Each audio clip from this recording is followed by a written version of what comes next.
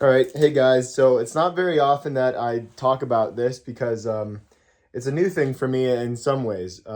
So today's video is about carving caricatures and caricaturizing a realistic carving. And so we're going to talk about the merit of using caricature and realistic carving and why I say it's a go for me in terms of adding exaggerated features and stretching things to make a point or even just to have fun. So the first thing is I have always kind of had a distant admiration for the best caricature carvers because you can see that they understand the anatomy of the face. You can see they understand how to execute a realistic face.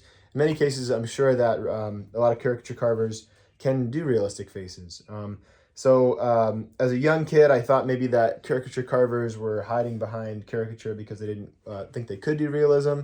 But now I understand that the best caricature carvers can do realism. It's just they choose not to. So in this particular project, I felt like it would be kind of a cool idea to play with exaggerating the size of the nose and narrowing the face. I didn't have a very wide piece of bark, but I wanted to put a large face on it. And so I really just kind of skewed the face, narrowed everything, narrow eyes, long nose, long face. Let's see if I can get a little closer to it. And I also use these kind of lines, these lead lines with a gouge, number 7, 10 millimeter or 15 millimeter, to create a little bit of an attention draw to the piece. And this is a thing in design that where you use the surface to draw the attention to the main subject, and that is of course, the face. So all the lines, including the hair lines, lead to the face. That pulls your attention. And then I also created this light texture, again, pull your eyes into the piece. So these are some things that, add to the project. But the reason I'm making this video is not that, of course, I mentioned it already. I decided in this one to characterize the face, stretch the nose, thin the face. And it was really rewarding. Actually, just hold on one second. I'm going to grab another caricature. I want to show you another version of this kind of face, but more extreme. This is a project that I did a couple of months or weeks ago, just as kind of a warm-up. And I don't say that to demean it. I like it, but it's super caricaturized, super narrow.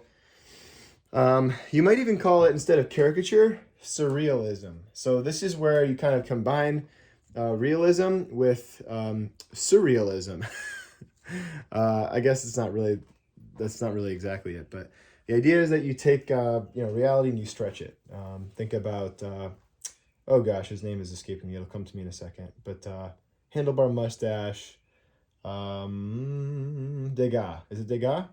If it isn't, it'll come to me. Hopefully that's right. But the idea is that you can take some object, take say a face, and you can carve it with full realism, but then skew the results of the proportions, or skew the proportions is what I mean to say. So yeah, this is a fun exercise in that. I'm glad that I did it. And I guess all this is really simply put, is a little boost, a little kick in the pants to, a friendly kick in the pants to try it, because it does make for interesting carvings, and it's a great way of switching things up when you're kind of used to doing the same thing over and over again.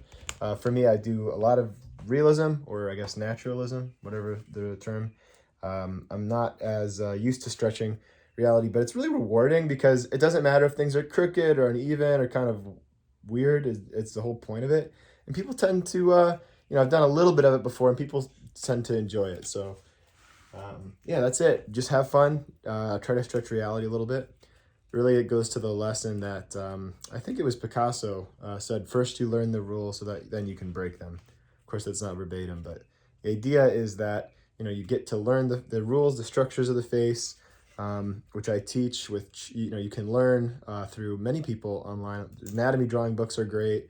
I have a course online that I've created about carving realistic faces that takes beginners or intermediate and even advanced carvers through the kind of the things that I use to understand the face. But other than that, once you've done that, you can really experiment, play around, and do fun stuff like this, really stretch reality. So anyway, that's all.